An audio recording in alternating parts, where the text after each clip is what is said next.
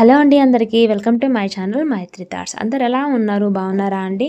So friends, ఈరోజు special recipe beetroot fried rice అండి. చాలా సింపుల్గా, టేస్టీగా, అంతకమించి హెల్తీగా ఎలా ప్రిపేర్ చేయాలో చూసేద్దాము.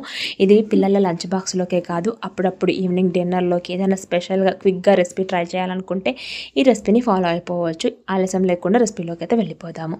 మొదటిసారి మన ఛానల్ని చూస్తున్న వాళ్ళైతే ఈ వీడియోకి ఒక లైక్ చేయండి, ఎలా ఉందో కామెంట్ చేయండి, తప్పకుండా రెసిపీని షేర్ చేయండి. అలాగే నా ఛానల్ని సబ్స్క్రైబ్ చేసుకోవడం మాత్రం మర్చిపోకండి. Please do subscribe to my channel. Healthy and tasty beetroot fried రైస్కి కావాల్సిన పదార్థాలు అయితే ఇవ్వండి. చాలా తక్కువ ఇంగ్రీడియంట్స్తోని హెల్తీగా చేసేసుకోవచ్చు. సో దీనికి ముందుగా మనము కాజుల్ని ఇలా సన్నగా చాప్ చేసి పెట్టుకోవాలి. అలాగే ఉల్లిపాయలు కూడా చాప్ చేసి పెట్టుకోవాలి. తర్వాత బచ్చి బఠానీలు, అలాగే కరివేపాకు తరుగు, కొత్తిమీర తరుగు, ఆ తర్వాత బీట్రూట్ పైన చెక్కు తీసేసి ఇలా సన్నగా తురుము పెట్టుకోవాలి. అప్పుడే టేస్టీగా బాగుంటుంది.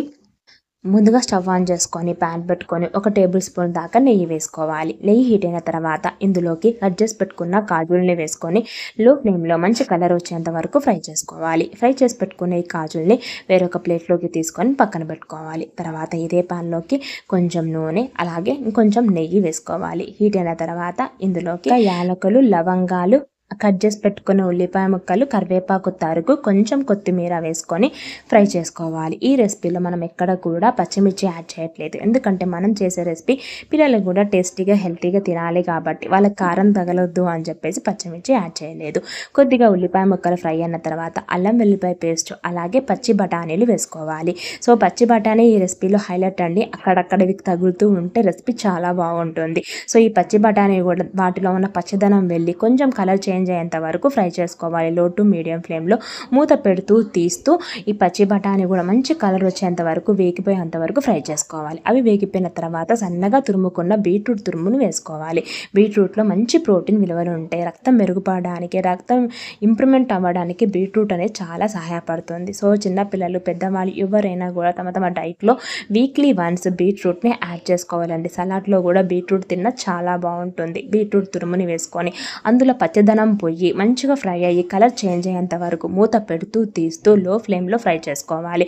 సో బీట్రూట్ ఉండడమే కలర్ మెరూన్లో ఉంటుంది కాబట్టి అది సరిగా ఫ్రై అయిందో లేదా అనేది మనకు అర్థం కాదు. మరీ బాగా ఫ్రై అయిపోతే బ్లాక్ కలర్లో అయిపోతుంది.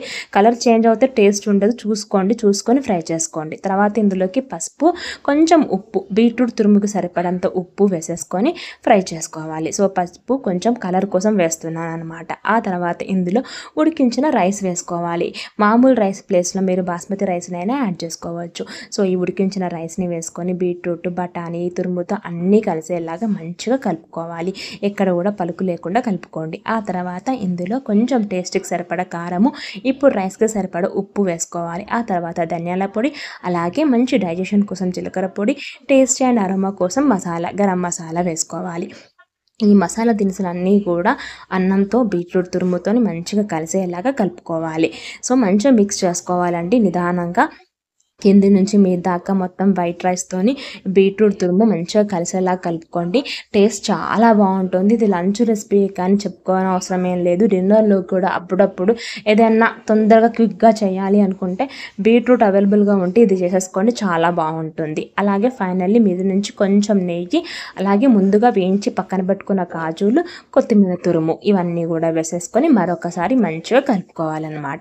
So beetroot fried rice recipe అయితే రెడీ అయిపోయిందండి. సో దీన్ని మంచిగా రైతా తినవచ్చు.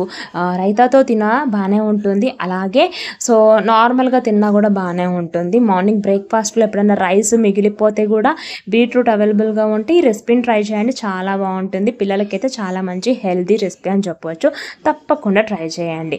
సో ఇదండి వాళ్ళ special recipe beetroot fried rice. Recipe నచ్చితే తప్పకుండా వీడియోకి ఒక లైక్ చేయండి, ఎలా ఉందో కామెంట్ చేయండి, తప్పకుండా షేర్ చేయండి, తప్పకుండా ట్రై చేయండి మెయిన్గా.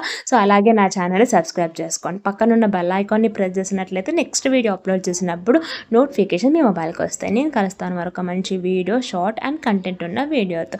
అంతవరకు thank you, bye. So beetroot ఈసారి ఇంట్లో అవైలబుల్గా ఉంటే ఖచ్చితంగా ఫ్రైడ్ రైస్ రెసిపీని అయితే ట్రై చేసి రెసిపీని కింద కామెంట్ సెక్షన్లో చెప్పండి ఎలా ఉందో, మీరు ట్రై చేసిరో లేదా అని నేను తెలుసుకుంటాను అన్నమాట. చాలా టేస్టీగా ఉంటుంది అండ్ హెల్తీ కూడా. మరొక రెసిపీతో మళ్ళీ కలుస్తాను. అంతవరకు థ్యాంక్ యూ.